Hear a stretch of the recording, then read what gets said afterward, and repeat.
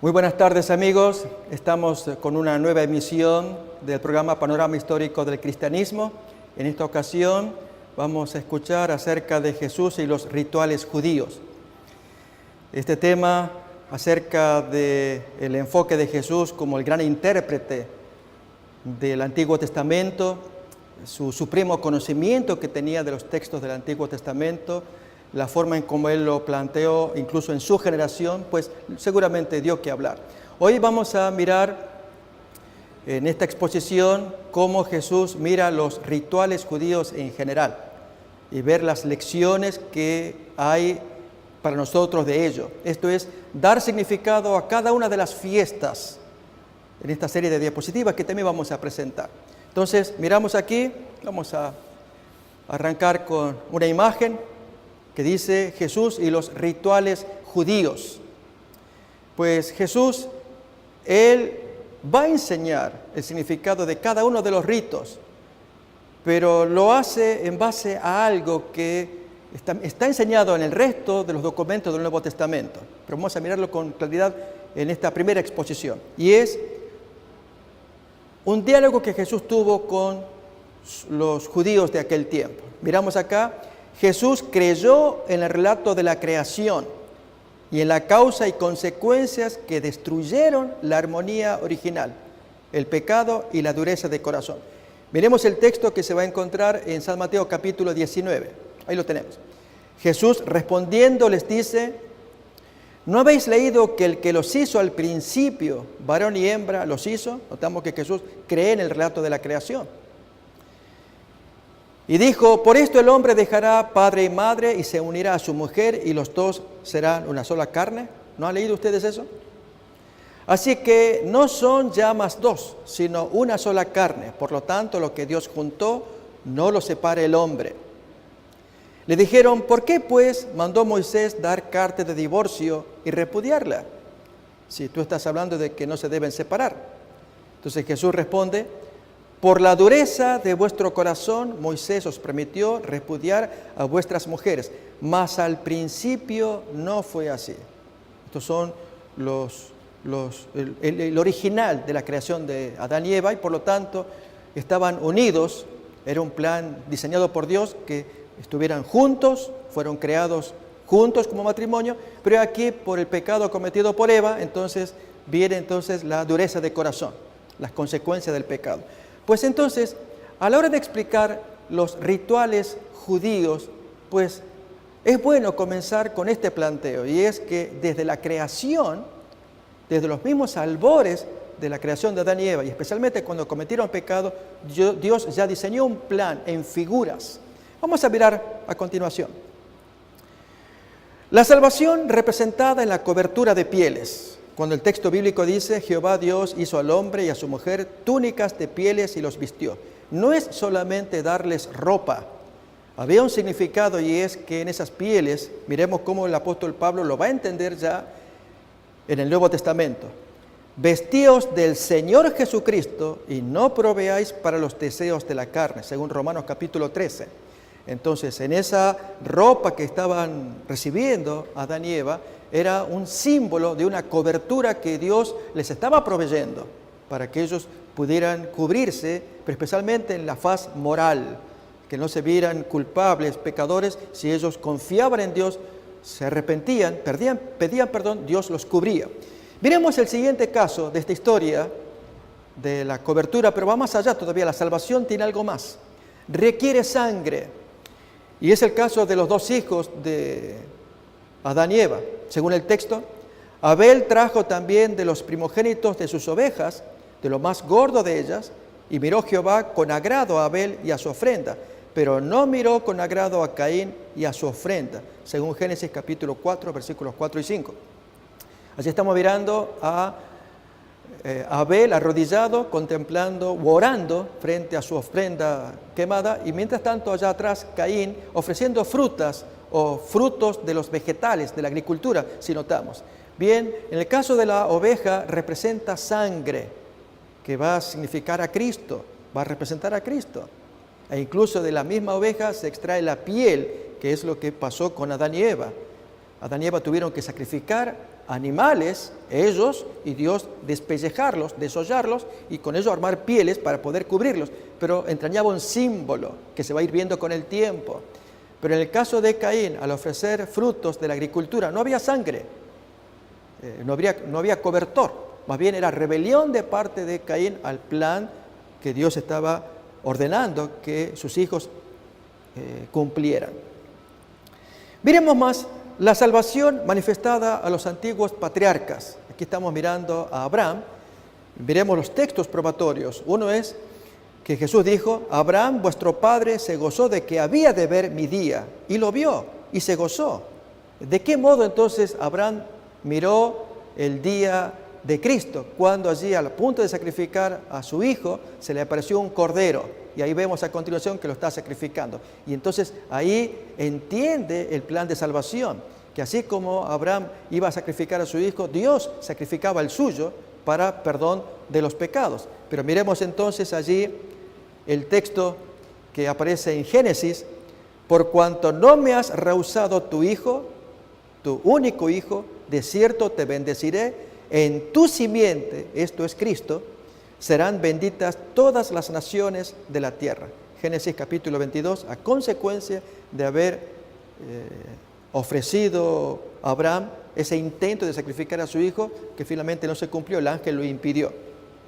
Aún más, la salvación que arrancó, recordemos, con cobertores de animales, de pieles de animales, que requiere sangre, que fue revelada a los profetas, ahora también es revelada en el Nuevo Testamento, a través de aquella frase que fue como la llave para unir el Antiguo y Nuevo Testamento, lo que dijo Juan Bautista. El siguiente día vio Juan el Bautista a Jesús, que venía a él, y dijo: he aquí el Cordero de Dios, el verdadero Cordero, no el animalito, que quita el pecado del mundo. Y allí entonces la gente miró a ese hombre nazareno caminando, y en él el cumplimiento de todos los sacrificios que requerían sangre del Antiguo Testamento. De allí entonces los sacrificios en las fiestas respectivas, ya sea Pascua, Pentecostés, tabernáculos, donde normalmente se ofrecían sacrificios de animales, los cuales representaban a Jesús. Veremos todavía más la salvación cuando es enseñada a los humildes. En este caso era un sabio, Nicodemo, pero humilde de corazón, porque de noche vino a averiguar con Jesús más acerca de la naturaleza de este hombre. Y por esa charla nocturna, Nicodemo también, él se salvó. Cuando ve a Cristo morir en la cruz, él recuerda toda aquella charla. ¿Y cuál era? Miremos acá, ahí estamos viendo dos imágenes, mientras Noé levanta en un palo la serpiente de bronce para que se curen los que estaban picados por serpientes ardientes. Así Jesús también usó esa expresión de Moisés, y ahí lo tenemos. Como Moisés levantó la serpiente en el desierto, así es necesario que el Hijo del Hombre sea levantado, para que todo aquel que en él cree no se pierda, mas tenga vida eterna. Es decir, que así como en la época de Moisés los picados por las serpientes ardientes miraban el bronce y se curaban, miraban con fe, con necesidad, así también nosotros hoy, al mirar la historia de Jesús, creer en ella y aceptar lo que Dios nos ofrezca, Dios nos da el perdón, nos cura de la picadura espiritual, si podemos decirlo así. Pero miremos ahora entonces esta salvación que se fue revelando al paso del tiempo, ahora está prefigurada en los rituales judíos. Como dice el texto: y harán un santuario para mí y habitaré en medio de ellos. Entonces, esta es la enseñanza acerca de los ritos, de las ceremonias que los judíos tenían. En este caso, la morada de Dios requiere sacrificios, como el texto que leemos a continuación, que dice, según Éxodo 29, versículos 42 al 45. Esto será el holocausto continuo por vuestras generaciones a la puerta del tabernáculo de reunión, delante de Jehová, en el cual me reuniré con vosotros para hablaros allí. Allí me reuniré con los hijos de Israel, y el lugar será santificado con mi gloria. Y santificaré el tabernáculo de reunión y el altar. Santificaré asimismo a Aarón y a sus hijos, para que sean mis sacerdotes. Y habitaré entre los hijos de Israel y seré su Dios. Pero háganme el altar donde se van a hacer los sacrificios. Es lo que estamos leyendo allí al comienzo. Entonces, Dios da una orden. Se la dio a Moisés en Éxodo 25. Mira y haz hazlos conforme al modelo que se te ha sido mostrado en el monte. Y entonces Moisés comienza a construir algo, pero que los judíos luego perdieron de vista o perdieron su significado. Y Jesús lo recuperó. Este es el tema que queremos exponer ahora, cómo Jesús le da significado a todas las fiestas judías, Él con su persona. Miremos una breve descripción del santuario israelita. Ustedes pueden ver allí que hay todo un patio, se llama atrio, cercado allí por un fence, una cerca que le rodea. Allí en la parte primera aparecen sacerdotes y luego al fondo aparece como una carpa. Eso sería ya propiamente el tabernáculo o santuario, el que fue construido en el desierto. Lógicamente con el tiempo Salomón hizo uno ya de material que fue destruido por Nabucodonosor y luego otro que comenzó a reconstruirse por orden de Ciro en la repatriación de los israelitas y embellecido por Herodes el Grande. Por eso ese segundo templo se le llamó también el templo de Herodes. Miremos acá algunos detalles de lo que es el santuario israelita.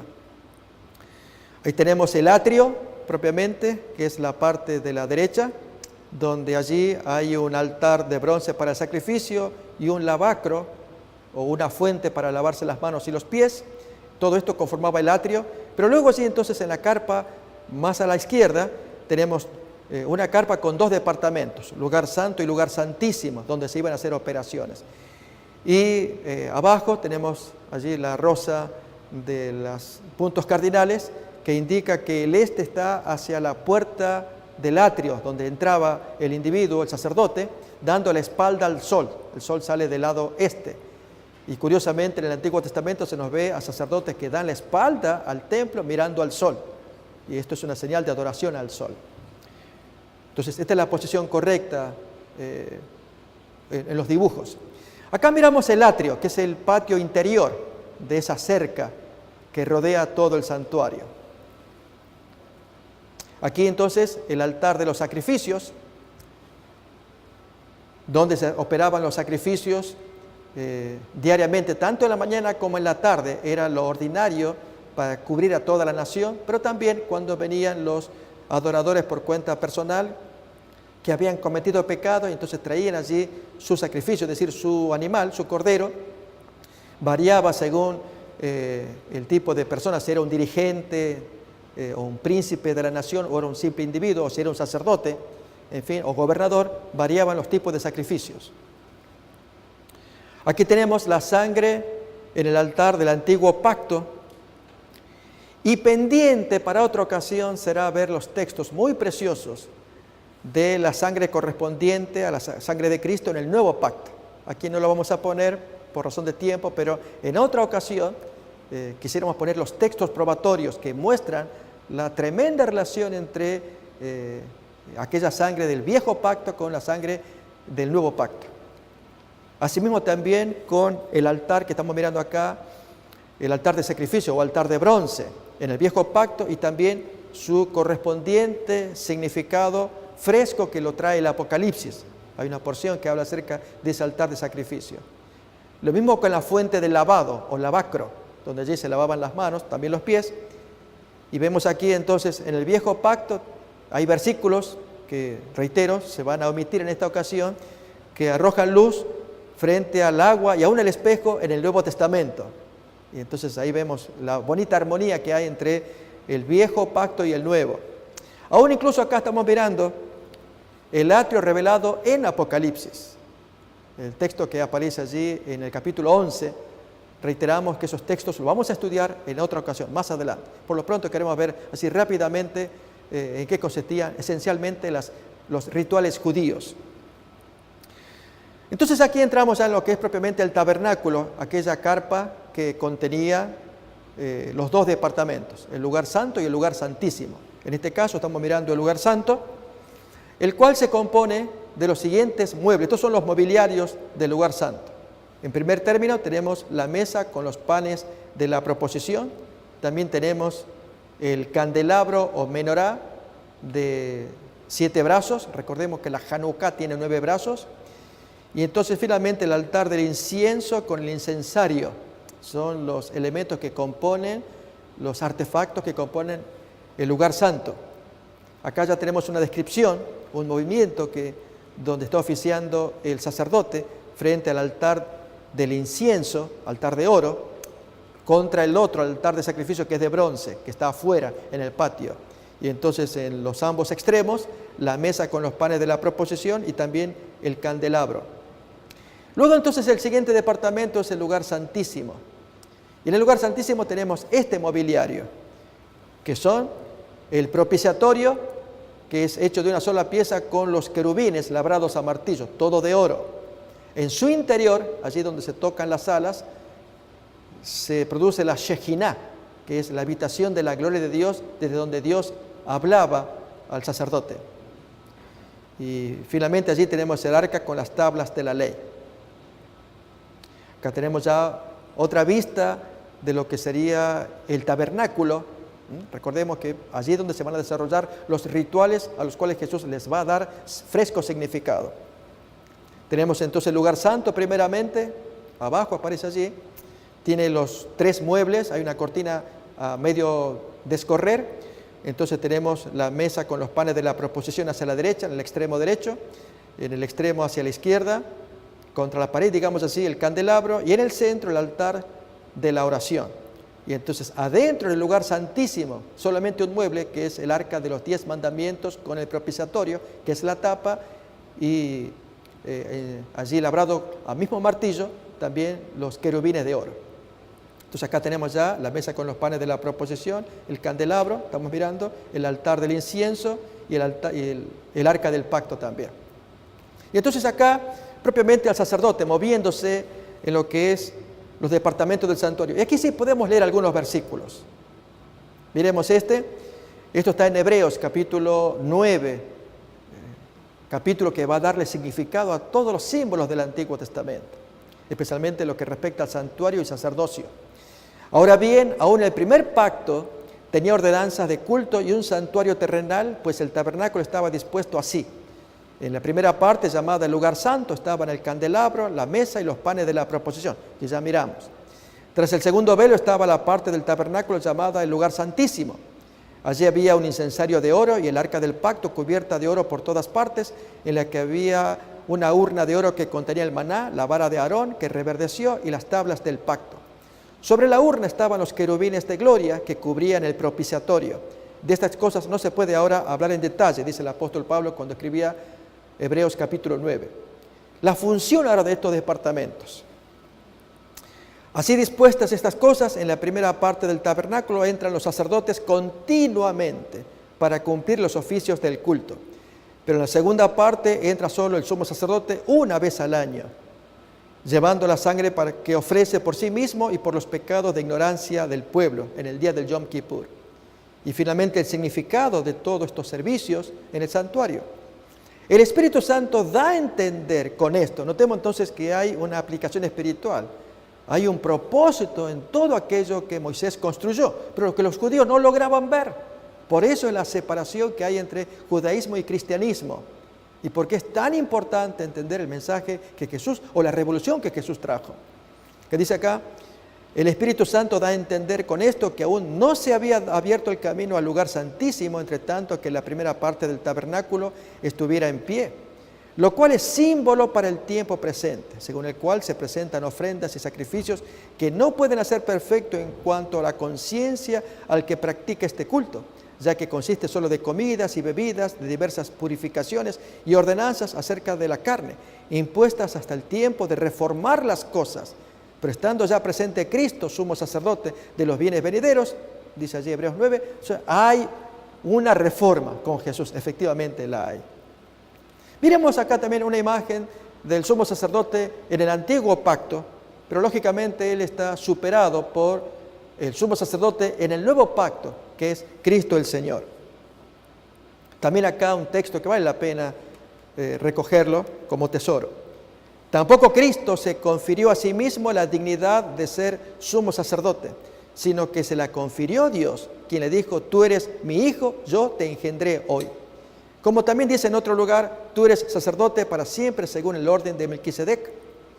En los días de su vida terrenal, Cristo ofreció ruegos y súplicas con gran clamor y lágrimas al que lo podía librar de la muerte, y fue oído por su reverente sumisión. Aunque era hijo, por lo que padeció, aprendió la obediencia, y perfeccionado vino a ser una fuente de eterna salvación para todos los que obedecen. Y fue declarado por Dios sumo sacerdote según el orden de Melquisedec. ¿Y qué quiere decir con esto de Melquisedec? Pues es un argumento que el apóstol Pablo va a utilizar en Hebreos capítulo 7 para mostrar la superioridad de este sumo sacerdote sobre el otro que era el tradicional del mundo judío, y era el sacerdocio de Aarón, quien a su vez procedía de Leví.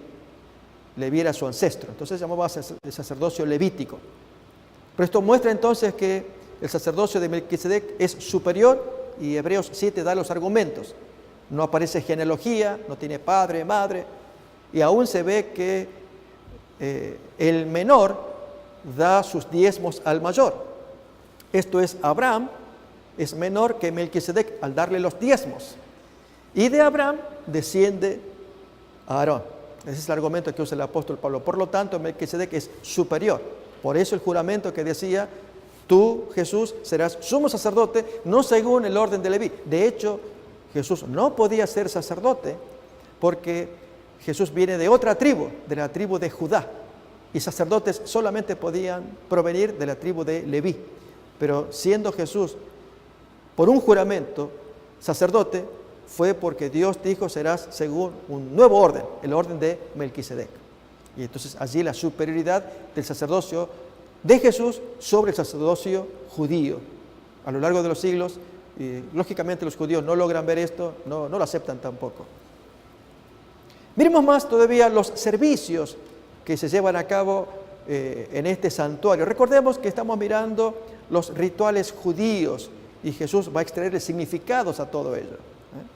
Porque si Él hace una revolución en los conceptos de los sacrificios y ritos, tanto en lo que respecta a los corderos, al templo, a los sacerdotes, todo ello va a terminar porque Jesús inaugura, porque la profecía lo decía, inaugura un nuevo ministerio. Y Él quisiera que todos aprovechen ese ministerio, ya que Él da perdón gratuito, libre. Pero lamentablemente los judíos, ellos no lo creen, no aceptan, y junto con ellos mucha gente en las mismas condiciones. Miremos entonces los servicios que llevaba adelante este santuario israelita. Tenemos el servicio diario. Es el servicio en que continuamente, todos los días, mañana y tarde, el sacerdote debía llevar adelante frente al altar del incienso. Esto es cuando oficiaba los sacrificios en el altar exterior, el de sacrificio de bronce en el atrio.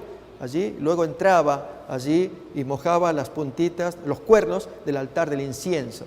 Y con esto la sangre quedaba depositada allí en el altar. Era un símbolo, se transfería el pecado de los culpables al santuario. Era transferencia. Cada día se ofrecían, por mano del sacerdote, sacrificio matutino, sacrificio vespertino también.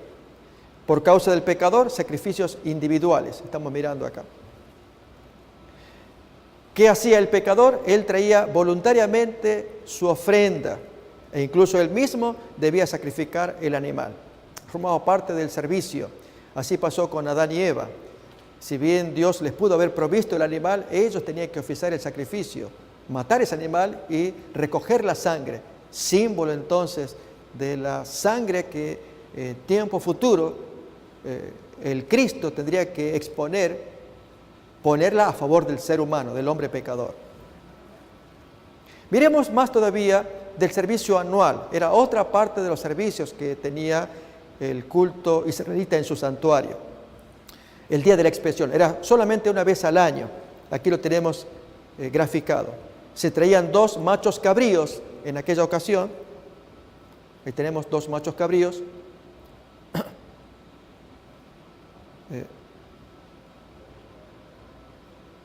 A ver, vamos a poner otra vez la imagen. Ok, ahí está. Tenemos el chivo expiatorio, era uno de los chivos, el cual representa a Jesús.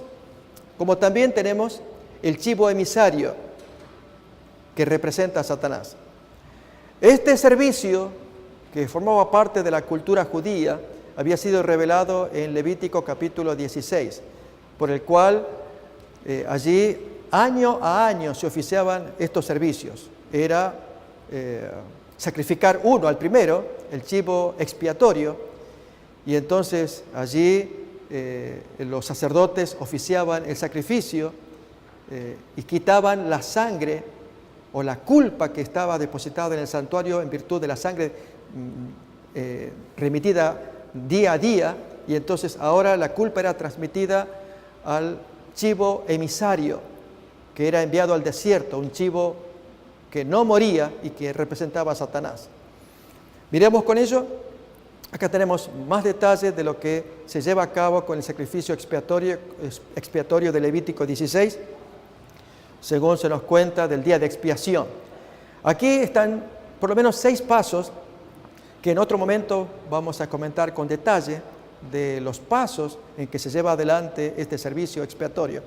Apenas estamos mirándolo gráficamente nomás para tener una idea general de estos rituales que los judíos tenían y que Jesús vino a darles un fresco significado. Estamos mirando los 2 chivos presentados, se echaban suertes, uno era para Jehová, el otro era para Azazel, que representaría a Satanás, y entonces allí en el punto número 2, el sumo sacerdote pues se presentaba ante el arca, oficiaba el sacrificio en el número 3 por el chivo que era por Jehová, que era muerto, representaba a Cristo, y entonces la sangre se esparcía allí en el arca de los 10 mandamientos, ya se entraba al lugar santísimo, con lo cual se limpiaba el tabernáculo, y luego entonces el mismo sumo sacerdote ponía sus manos en forma ritual, simbólica, sobre el otro chivo y confesaba los pecados del año, y así expulsaba al chivo al desierto por mano de alguien. A ese chivo no se lo sacrificaba y moría allí en el desierto, símbolo de Satanás, que no forma parte del plan de salvación. Él no muere por nuestros pecados, es una parte importante a considerar. Entonces, miremos a continuación la función de la sangre. Dice el texto acá: porque la vida de la criatura en la sangre está, y yo os la he dado para expiar vuestras personas sobre el altar, por lo cual la misma sangre expiará a la persona.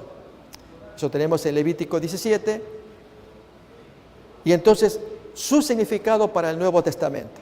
¿Qué tenemos acá? Ciertamente, todo sacerdote está día tras día ministrando y ofreciendo muchas veces los mismos sacrificios que nunca pueden quitar los pecados. Pero Cristo, habiendo ofrecido una vez para siempre un solo sacrificio por los pecados, se ha sentado a la diestra de Dios, de ahí en adelante esperando que hasta que sus enemigos sean puestos por estrado de sus pies, porque con una sola ofrenda hizo perfectos para siempre a los santificados. Como dice acá la nota final, Jesús llega a ser el antitipo o contraparte de todo el ritual del santuario. Y aquí explicamos entonces el significado de esta palabra tipo y antitipo. Es una expresión técnica, pero tiene su valor. Tipo es aquello que es modelo.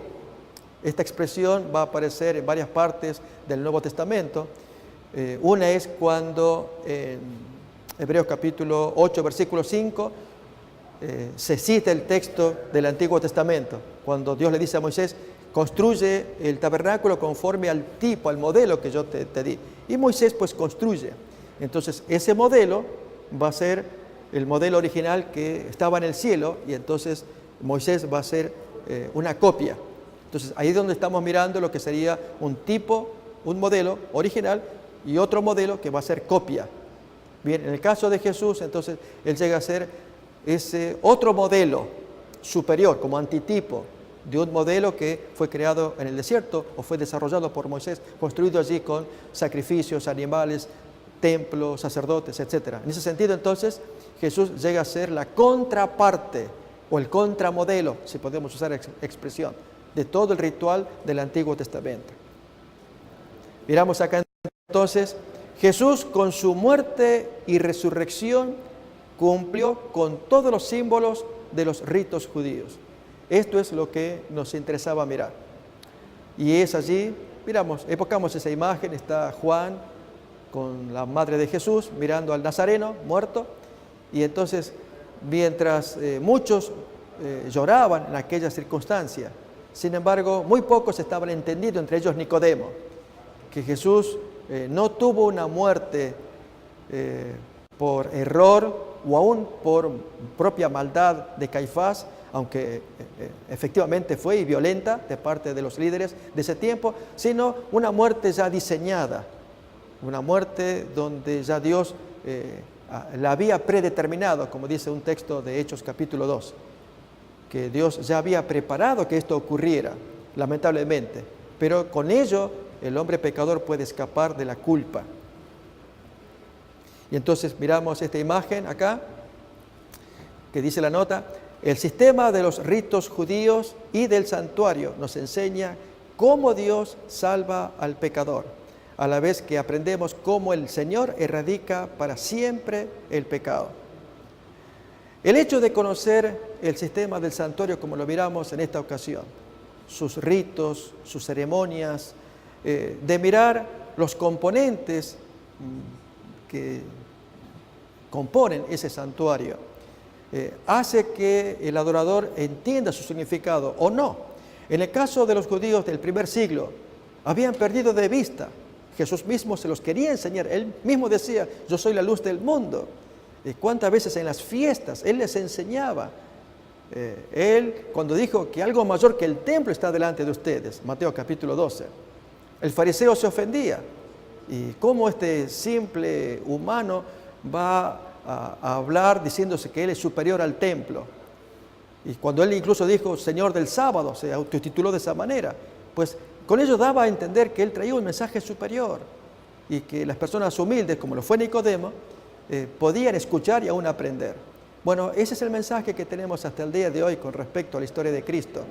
Jesús sigue hablando hasta el presente y el sistema de los ritos y del santuario es sumamente importante porque va a marcar la gran diferencia que hay entre el sistema de Jesús y su sacerdocio, su templo, su sacrificio, su víctima, su cordero, si podemos decirlo de esa manera, frente al sistema ordinario de los judíos que ya ha caducado. Como dice acá el texto bíblico que leemos de Hebreos capítulo 4, que dice: teniendo pues un gran sumo sacerdote que traspasó los cielos, Jesús, el Hijo de Dios, retengamos nuestra profesión, escribe el apóstol. Porque no tenemos un sumo sacerdote que no pueda compadecerse de nuestras debilidades, sino uno que fue tentado en todo según nuestra semejanza, pero sin pecado.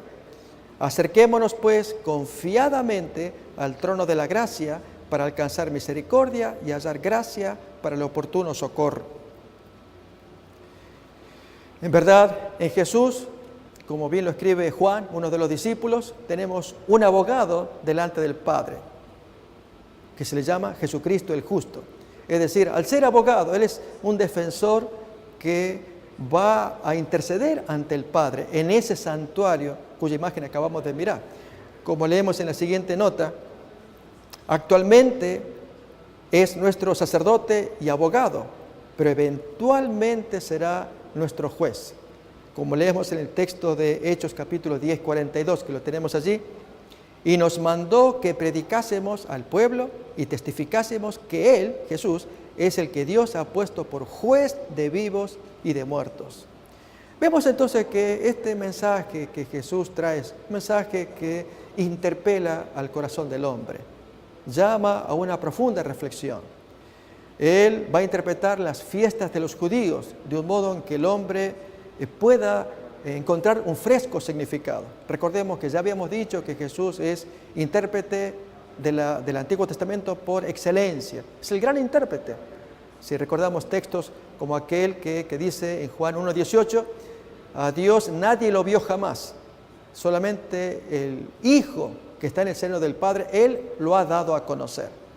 Entonces, si Jesús viene a dar a conocer al Padre, y junto con ello va a dar a conocer la ley de ese Padre, ley revelada a Moisés, y darle la explicación de esa ley, explicación que ya en los días de su niñez, a los 12 años, Él intentó dársela a aquellos fariseos, y ellos conmovidos por escuchar un planteo nuevo, del significado de esos símbolos y profecías. No obstante, esto se perdió. Jesús pues siguió estudiando por su cuenta hasta su adultez y los fariseos por su lado también, pero finalmente cuando se encuentran ambos van a hacer colisión porque no encajan uno y otro. Yo quisiera invitarles a que veamos ya nuestros últimos textos. Este es uno. En esto se ha perfeccionado el amor en nosotros, para que tengamos confianza en el día del juicio, pues como Él es, así somos nosotros en este mundo. En esto consiste el mensaje de Jesús, es que el hombre que confía en Él, que le escucha, como lo hiciera la mujer samaritana en San Juan capítulo 4, y tantos otros ejemplos de personas que tuvieron contacto con el Nazareno, y que escucharon su voz, y creyeron en Él, pues ahora Jesús se convierte en el abogado de ellos, en su defensor, en su intercesor allá en los atrios del cielo, hasta que se cumple el tiempo de la segunda venida. Entonces, estos temas que estamos presentando, si bien abordan la historicidad de Jesús, hemos visto en varias sesiones, y aún seguiremos todavía abordando un poco más, pero esencialmente se intentó ver aquí cómo Jesús llega a dar significado pleno a esas fiestas judías. Yo voy a invitarles a que veremos ya los últimos textos. Uno de ellos está en Romanos capítulo 9, cómo Jesús finalmente se convierte en piedra de tropiezo para esta gente que no acepta la interpretación lisa y llana que Jesús trae de las profecías del Antiguo Testamento. Romanos capítulo 9, en la última parte, leemos desde el versículo 30 en adelante, que dice: ¿qué pues diremos? Que los gentiles que no iban tras la justicia han alcanzado la justicia, es decir, la justicia que es por la fe. Pero Israel, que iba tras una ley de justicia, no la alcanzó. ¿Por qué no alcanzaron los judíos? Porque iban tras ella, mas no por fe, sino como por obras de la ley, pues tropezaron en la piedra de tropiezo, como está escrito: he aquí pongo en Sión piedra de tropiezo y roca de caída, y al que creyere en él, el que creyere en él no será avergonzado. Ahí miramos claramente cómo Jesús es visto como una piedra de tropiezo o palo en la rueda, como solemos decir. Esta expresión todavía la podemos mirar claramente en una expresión de Jesús, según cuenta Mateo capítulo 21. Yo voy a invitar a que podamos abrir el texto, Mateo 21.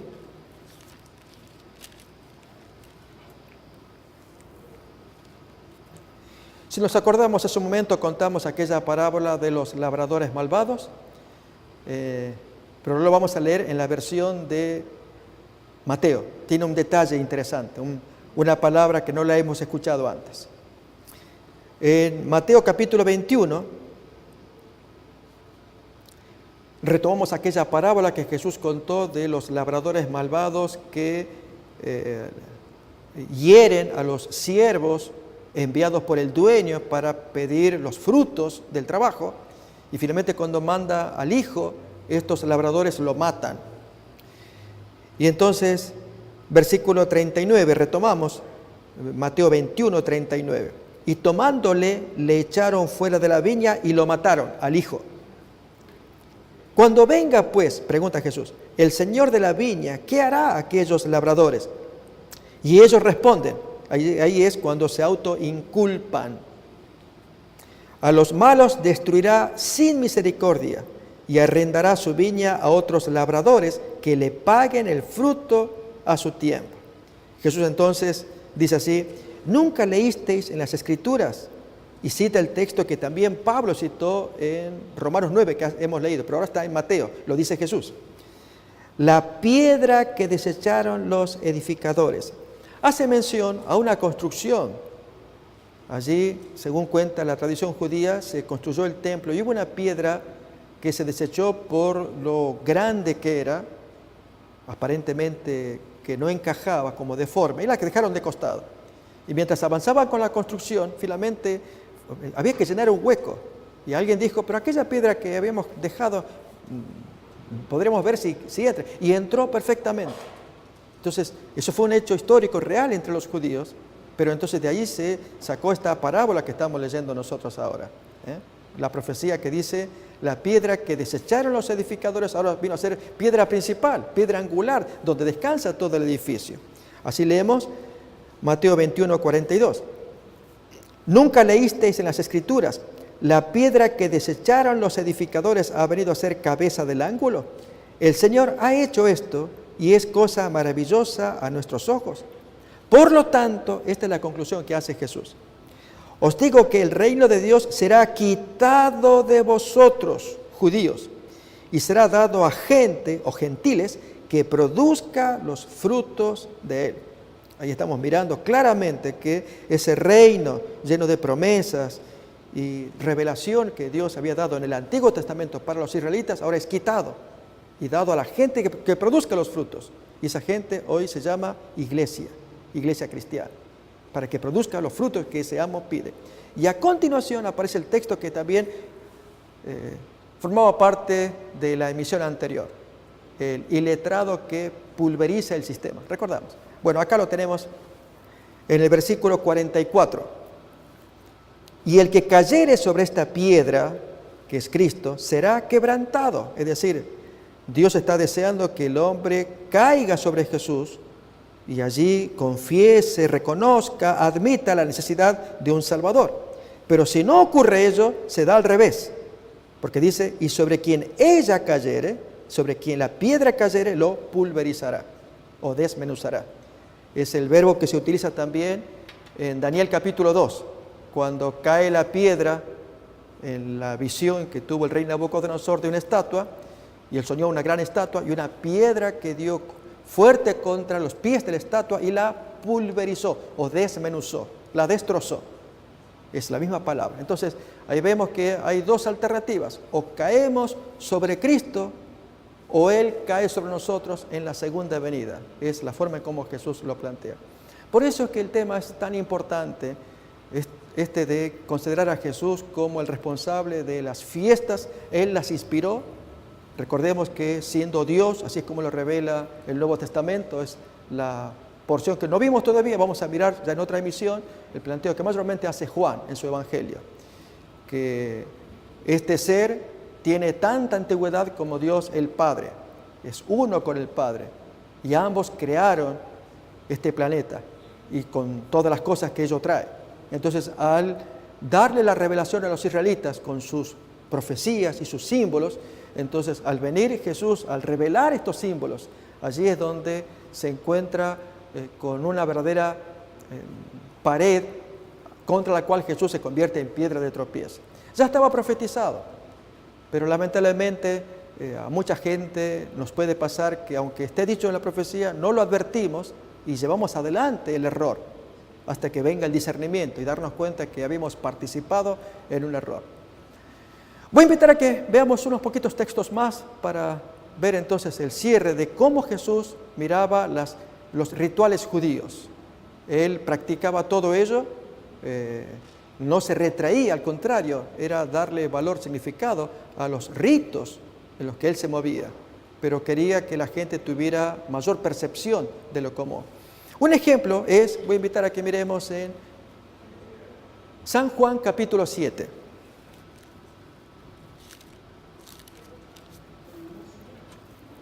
En la fiesta de los tabernáculos había una parte donde había que derramar agua, que se traía desde un torrente por unos tubos y se derramaba agua. Entonces, de allí es que el texto acá nos va a decir en San Juan capítulo 7, tomando ese hecho del derramamiento de agua, Jesús hace una aplicación, como solía hacerla con cada fiesta en la que él presenciaba. Es decir, no solamente ver la fiesta, sino el cumplimiento. El cumplimiento, pues, era justamente él. San Juan 7:37 en adelante leemos. En el último y gran día de la fiesta, Jesús se puso en pie y alzó la voz, diciendo, si alguno tiene sed, venga a mí y beba. Jesús daba significado allí al movimiento del derramamiento de las aguas que se traían del torrente de Cedrón. El que cree en mí, como dice la Escritura, de su interior correrán ríos de agua viva. Y notemos la aclaración. Esto dijo del Espíritu Santo que habían de recibir los que creyesen en él, pues aún no había venido el Espíritu Santo, porque Jesús no había sido aún glorificado. Entonces Jesús está apelando a la gente a que escuchen su mensaje, que crean en Él, que tomen de esa agua y que incluso participarían de esos ríos, plenitud en el corazón, por virtud del Espíritu Santo, cosa que ocurrió en Pentecostés.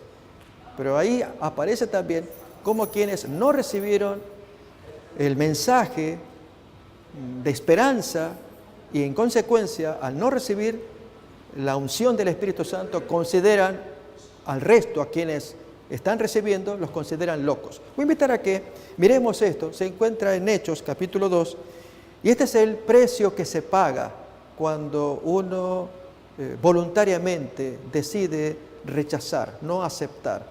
Y es concebir la idea de que son los otros los que están locos o perdidos. Esto lo miramos en Hechos capítulo 2. Versículos 12 y 13. Y estaban todos atónitos y perplejos, diciéndose unos a otros, ¿qué quiere decir esto? Ya que todo el mundo hablaba en diferentes lenguas. Como era la fiesta de Pentecostés y venían judíos de diferentes lugares, por lo menos 14 naciones están representadas aquí en el texto. Allí se enumeran las diferentes judíos que venían de distintos lugares y cada uno con su habla particular de su nación. Y entonces en el milagro del don de lenguas, allí Galileos, 120, pues predicando, pero de un modo asombroso porque cada cual lo escuchaba en su lengua. Si era armenio, ruso, la lengua que fuera, según acá se enumera en el texto. Lenguas desconocidas incluso para los mismos galileos, pero era una obra sobrenatural. Y entonces todo el mundo entendía claramente el mensaje, era por obra del Espíritu Santo. Pero note la reacción de la gente que no participó, que no creyó y en consecuencia no recibió esa bendición. Lo dice en el siguiente versículo. Mas otros, burlándose, decían, están llenos de mosto o de vino. El mosto es el jugo de uva. Están ebrios, no hagan caso. Uno se preguntaría si esa gente que está hablando de esa manera no lograban entender. Efectivamente, no entendían. ¿Por qué? Porque estando la mente embotada por falta de fe, habrán entendido quizás un jeringonza, un rumor, palabras sueltas, inconexas. Están locos. Y esto es la consecuencia de cuando el corazón no discierne, otra vez por virtud del Espíritu Santo. Notamos con estos temas, queridos amigos, que en verdad hay chance para cualquier persona que quiera estudiar este panorama histórico del cristianismo, arrancando desde las mismas bases. ¿Cuáles son? Es la presencia del Nazareno, a través de reportes que gente trajo, primeramente fue verbal y luego por escrito. Y aún durante ese tiempo también aparecían cartas que ya vamos a estudiar más adelante de otros apóstoles, como el caso del apóstol Pablo, que va a ser fundamental en los escritos de él para entender la teología de esta naciente iglesia. Dios estaba revelando cosas a Pablo y él estaba moldeando la mente de muchos de los oyentes. Entonces, ¿cómo no vamos a imaginarnos a esta gente del primer siglo? ¿Cómo estaban armando su pensamiento, su teología, sus creencias? Y es en base a estas cosas reveladas en los informes, ya por Jesús mismo. Él ya traía el germen de una revolución, no por la revolución en sí, sino que traía la interpretación que el Antiguo Testamento merecía que se pusiera a luz en el tapete, darle significado a aquellas fiestas y ceremonias y ritos que ello traía. Junto con ello, la ética también que subyace y es la obediencia a los mandamientos de Dios. No con un corazón legalista, como en aquel tiempo estaba ocurriendo, y esto sucede en aquella gente que se divorcia, se separa de Dios, que entonces le hará caso a la pura apariencia, a lo exterior, de modo entonces de tal vez obtener buena opinión de quienes lo rodean, pero adentro está el corazón alejado de Dios.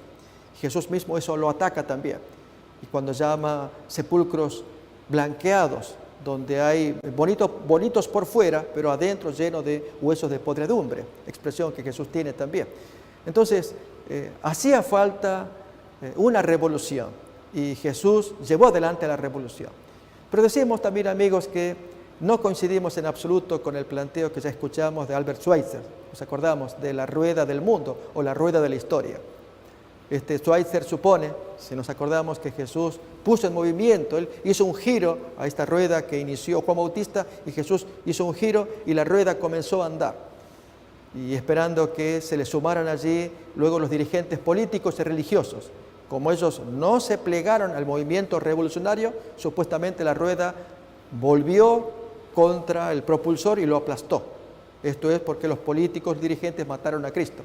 Cuando en verdad eso es ignorar absolutamente el propósito de las profecías del Antiguo Testamento, de los ritos del Antiguo Testamento, de las evidencias que tenemos en el Antiguo Testamento de cómo se movían los patriarcas y profetas que anunciaban estos días del Mesías.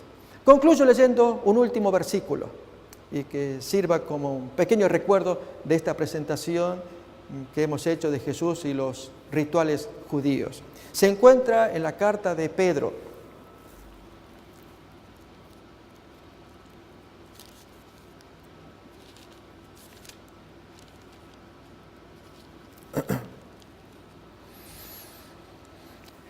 Primera carta de Pedro, capítulo 1, versículos 10 al 12. Miremos lo bonito cómo se expresa Pedro, lo que hicieron los profetas de la antigüedad y los ángeles que están observando. Dice así, Primera de Pedro 1, 10 en adelante. Los profetas que profetizaron de la gracia destinada a vosotros, inquirieron y diligentemente indagaron acerca de esta salvación, escudriñando qué persona y qué tiempo indicaba el Espíritu de Cristo que estaba en ellos, el cual anunciaba de antemano los sufrimientos del Cristo. Y uno se preguntaría, si los profetas ya anunciaban esto, ¿qué pasó con el mundo judío que no logró verlo ni logra verlo hasta hoy? Y las glorias que vendrían tras ellos. Notemos entonces que hay una primera etapa de sufrimiento y luego la gloria posterior. A estos profetas se les reveló que no para sí mismos, no para ellos, sino para nosotros, administraban las cosas que ahora os son anunciadas por los que os han predicado el Evangelio por el Espíritu Santo enviado del cielo. Cosas en las cuales anhelan mirar los ángeles. Los ángeles están sumamente abocados mirando las maravillas de este plan, de este desarrollo, del cumplimiento y aún las cosas que quedan por delante también. Y es lo que iremos desengranando, desenrollando en las siguientes emisiones de este panorama histórico del cristianismo. Gracias por habernos acompañado. Deseamos que la paz del cielo esté con ustedes, que disfruten de estos temas y que sigamos en contacto hasta la siguiente emisión. Buenas noches.